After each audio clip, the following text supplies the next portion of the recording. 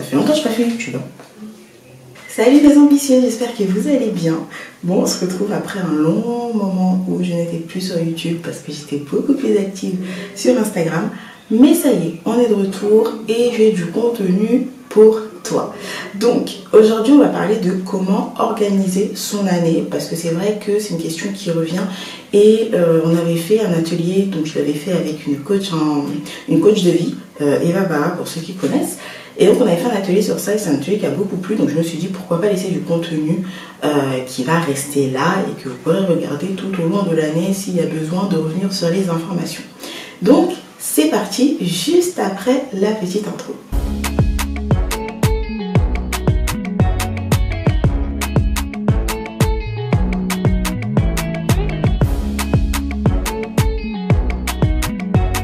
Donc, avant d'attaquer dans cette vidéo, n'oublie pas qu'il faut t'abonner, de mettre un petit like en dessous et surtout d'activer la cloche de notification pour les prochaines vidéos qui vont venir parce que là, les vidéos sur l'organisation, ça va être une chaîne, une suite logique. Ok? Donc, on y va.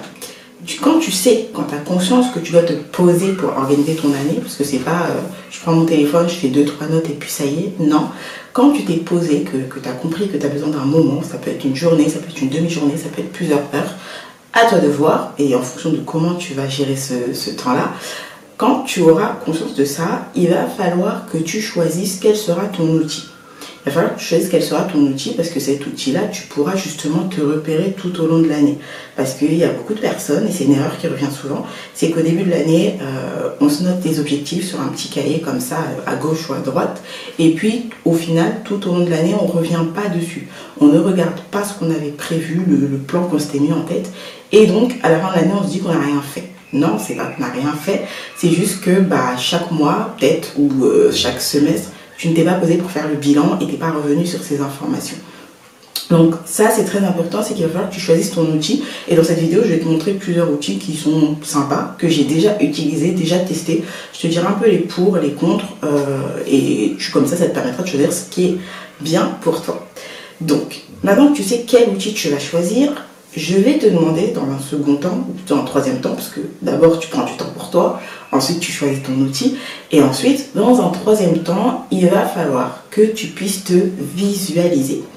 Il faut que tu puisses te visualiser, que tu vois loin, que tu arrives à te dire, par exemple, dans 5 ans, j'aime bien prendre 5 ans, parce que voilà, c'est le chiffre un peu facile, dans 5 ans, qu'est-ce que tu aimerais atteindre? Comment tu te vois dans 5 ans? Tu sais, c'est un peu cet exercice pour ceux qui connaissent le Miracle Morning, c'est je me pose, vraiment un moment calme, où il n'y a pas de bruit, silencieux, et où tu es seul, tu fermes les yeux. Tu fermes les yeux et puis tu te visualises et tu essayes de te voir dans 5 ans. Et donc dans 5 ans, qu'est-ce que tu veux accomplir? Quand tu arrives à te voir assez loin, donc je dis 5 ans pour être gentil, mais par exemple pendant l'atelier, on est vraiment allé largement plus loin et on se dit qu'est-ce que tu aimerais accomplir d'ici la fin de ta vie en fait, d'accord? Donc c'est ce qu'on s'était dit pendant l'atelier, mais là je vais être soft, je vais être soft. Mais si tu veux vraiment pousser plus loin, si tu arrives à pousser plus loin, fais-le, ça t'aidera encore plus. Donc maintenant que tu sais dans 5 ans où est-ce que tu veux aller, qu'est-ce que tu aimerais atteindre, là tu vas pouvoir découper pour pouvoir poser tes objectifs de l'année. Donc, je vais prendre des exemples concrets. Si je prends l'exemple de dans 5 ans, d'accord? Dans 5 ans, moi j'aurai 31 ans, on va dire. À 31 ans, j'aimerais être dans un autre pays que la France. D'accord? C'est un de mes gros objectifs et j'aimerais que dans 5 ans, ce soit en place. Si j'ai cet objectif qui est posé, d'accord? L'idéal, c'est d'ensuite découper et de me dire, cette année, qu'est-ce que je vais faire pour atteindre cet objectif-là? Parce que si chaque année je ne fais rien et que j'ai juste des rêves comme ça, ça reste des rêves, ok? Ça ne devient pas des objectifs et au final tu ne peux pas passer à l'action. Par contre, si tu poses des actions à mettre en place, que tu découpes ça encore en petit, tu vois, ton rêve devient atteignable. Donc là, tu vas te dire, cette année, qu'est-ce que je vais faire pour atteindre ces objectifs? Si tu dis dans 5 ans, tu aimerais être à la tête de 2 grandes entreprises, ok, donc tu sais que dans les 5 ans, tu dois créer ces 2 entreprises, tu vois. Donc, l'idéal, encore une fois, c'est d'utiliser la méthode SMART. Et pour ça, il y a un article que je vous mets, vous avez le lien en bas de cette vidéo. Il y a un article où je parle de la méthode SMART. Et je vous ferai aussi une petite vidéo par la suite pour vraiment vous détailler ce que c'est que la méthode SMART. Mais l'idéal, c'est vraiment que ton objectif soit simple. d'accord, qui soit simple, qui soit mesurable avec un chiffre. Comme je t'ai dit, par exemple, j'aimerais créer 2 entreprises dans 5 ans. J'aimerais être à la tête de 2 entreprises dans 5 ans, des entreprises viables, ok? Donc, j'ai un chiffre qui me permet de mesurer. Donc, ça veut dire que dans ton année, plus tu vas avancer et plus tu vas te dire, ok, cette année, j'ai créé une entreprise. Donc, tu vois, tu es déjà à la moitié de l'atteinte de ton objectif, ok? Donc, il faut qu'il soit simple, qu'il soit... qu'on le comprenne directement en fait, qu'il soit ambitieux parce qu'il faut quand même que ça te motive, qu'il soit réaliste, d'accord? Donc c'est-à-dire que tu vas vraiment te baser sur tes compétences. Tu vas pas me dire dans 5 ans tu veux monter dans une fusée alors que, enfin voilà, alors que c'est pas du tout ton domaine et que t'as pas encore acquis toutes ces compétences-là pour y arriver, tu vois? Donc c'est vraiment, base-toi aussi sur tes compétences, tes ressources, ce que tu as autour de toi à ce moment-là. Ensuite, il va falloir aussi que tu puisses le limiter dans le temps, donc que tu puisses mettre une date. Donc là, par exemple, je t'ai dit à 5 ans. Ok, maintenant si on revient sur l'année. Sur l'année, maintenant que tu sais où tu veux aller, et tu vas te demander qu'est-ce que tu veux réaliser cette année-là. Qu'est-ce que tu as envie de faire là en 2021, c'est-à-dire qu'en décembre, qu'est-ce que tu aimerais accomplir? D'accord? Qu'est-ce que tu as envie de voir? Qu'est-ce que tu as envie de poser sur papier? Ça, il faut que tu puisses te le noter. Et pour ça, pour t'aider, tu peux catégoriser, d'accord? Donc tu peux par exemple te dire, ok, j'ai tel objectif professionnel, changer d'emploi, ou alors ça peut être quoi encore, créer une entreprise. Donc ça, ce sont des objectifs professionnels, ok? Avoir une augmentation de 1000 euros, tu vois? Donc vraiment, n'oublie pas de mettre un chiffre pour que tu puisses mesurer à la fin de l'année et te dire est-ce que tu l'as eu ou pas en fait. C'est très important. Là, tu as les objectifs professionnels, donc tu peux te mettre 2 à 3 objectifs pro. Tu as aussi les objectifs personnels. Est-ce que tu as envie de faire des choses dans ta vie perso pour toi, prendre soin de toi, je sais pas, avoir une peau plus nette, faire pousser tes cheveux. Tu vois, ça c'est vraiment toi, personnellement parlant. Est-ce que tu as envie de lire plus de livres? Est-ce que cette année tu t'es dit je vais lire 10 livres? Ok, c'est un objectif à mettre en place cette année. Voilà, donc ça c'est à toi de décider. Et il y a les objectifs au niveau famille.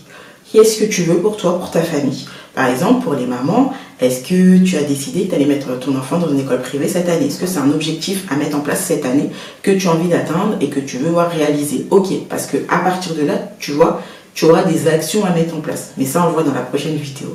Donc, là, ok, tu as tes objectifs côté famille. D'autres catégories, ça va être la santé. Est-ce qu'au niveau de ta santé, tu as des petits soucis que tu aimerais résoudre? Est-ce que tu veux perdre du poids? Est-ce que, je sais pas, est-ce que tu veux être plus énergique? Enfin, plein de choses comme ça.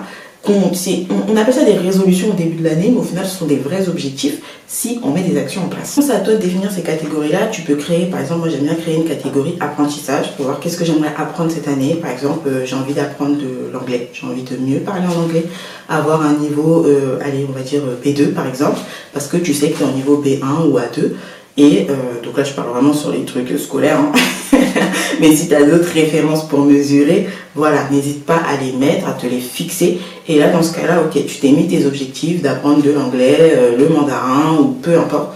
Ça, ce sont tes objectifs à toi. Ou de développer des nouvelles compétences. Ça peut être dans le pro, ça peut être dans l'apprentissage. C'est à toi de le décider. Maintenant que tu as catégorisé tout ça, ce que tu vas devoir faire, c'est que tu vas devoir découper.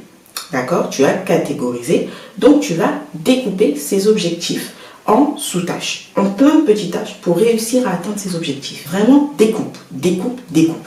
Donc, ces objectifs-là, comment tu peux les poser? Je vais te parler de quelques outils. Tu as d'abord un outil que j'aime beaucoup et que je partage régulièrement des vidéos sur Instagram. Donc, n'hésite pas à me rejoindre sur Instagram. Tu as le bullet journal. Donc le bullet journal, j'en ai parlé sur le blog Ambitieuse, j'avais un article sur ça. Et il y a des vidéos sur Instagram, comme je te l'ai dit. Le bullet journal, c'est super parce que tu es assez libre et ça te permet d'écrire vraiment de façon assez créative, assez libre. Si tu aimes ça et si tu as envie de tester, c'est top parce que c'est pas cher, c'est vraiment pas cher. Mes premiers bullets, je les ai achetés, ils étaient à 9 euros, 10 euros on va dire. Donc le premier que j'avais, c'était celui-ci. Celui-ci, et c'est de la marque, et c'est en marabout, ok? Et celui-là, il est vraiment pas mal parce qu'en fait, il est préfet. Il est préfet, et si vous voulez voir les photos, n'hésitez pas à aller sur le blog parce que je vous ai fait des photos de l'intérieur, tout ça. Et il est pas mal, et vous avez des pages, justement, où vous pouvez, une roue, en fait, où où vous pouvez noter vos objectifs. Donc au début de l'année, vous pouvez noter vos objectifs de l'année. Et plus vous allez avancer, plus vous allez colorier jusqu'à que la jauge elle monte. Bref, vous avez des photos sur mon blog. Le deuxième que j'ai pris, c'était celui-ci et c'est un Larousse. J'ai moins aimé que le premier, mais il est quand même pas mal. Il laisse assez de place pour écrire, pour être libre, pour être créative. Mais voilà, c'est vrai que c'était pas ma préférence en termes de bullet journal. Ensuite, donc pareil au même prix, encore une fois, 10 €, 9,90, quelque chose comme ça.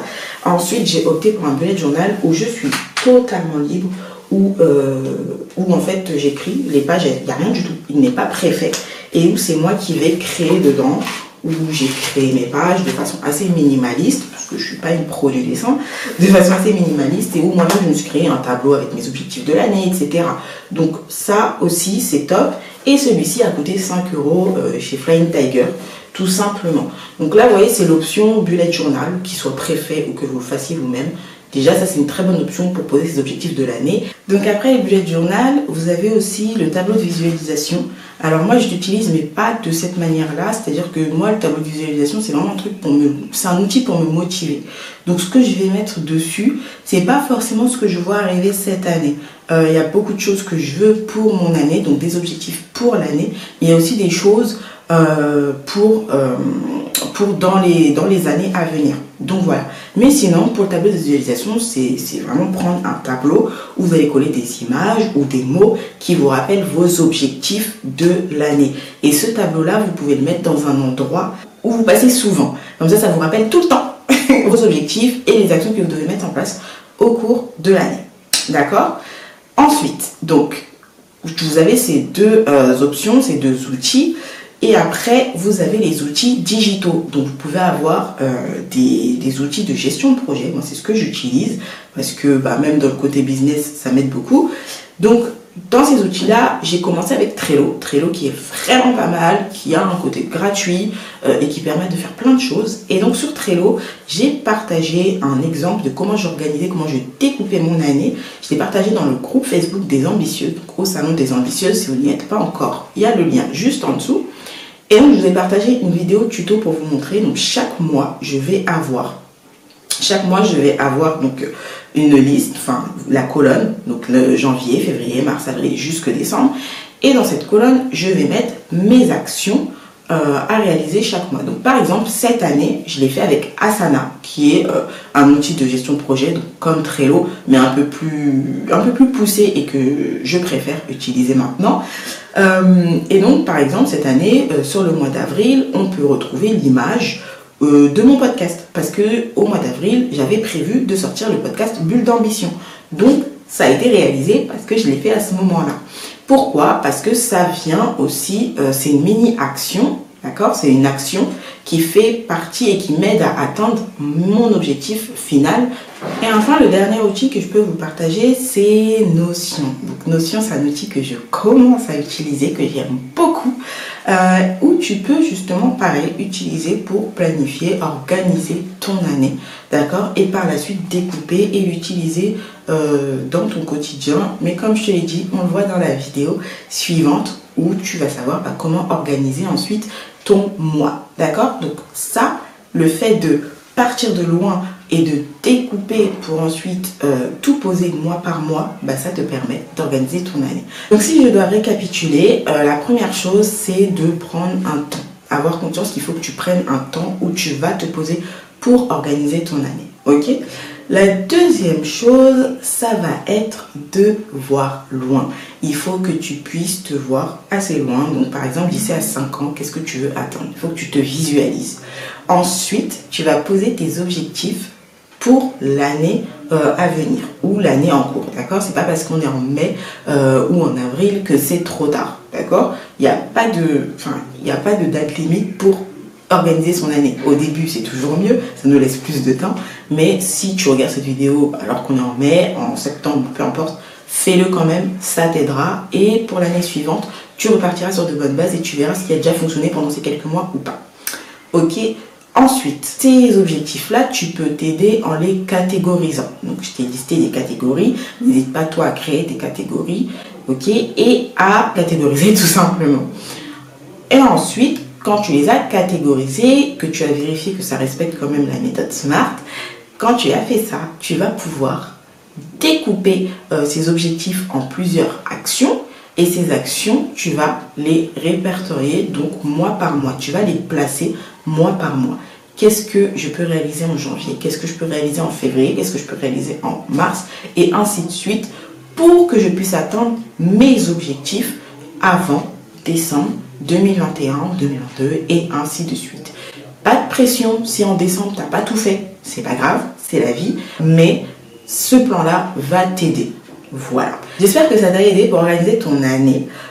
Si ça t'a aidé, n'hésite pas à me le dire en commentaire, à mettre un petit pouce bleu, à liker cette vidéo. Et surtout, n'oublie pas encore une fois de t'abonner, de partager la vidéo à d'autres personnes qui veulent organiser leur année et atteindre leur objectif tranquillement, sereinement. Dans la prochaine vidéo, je vais t'expliquer justement comment ensuite organiser tes mois. Donc, on se retrouve dans la prochaine vidéo. Bye bye!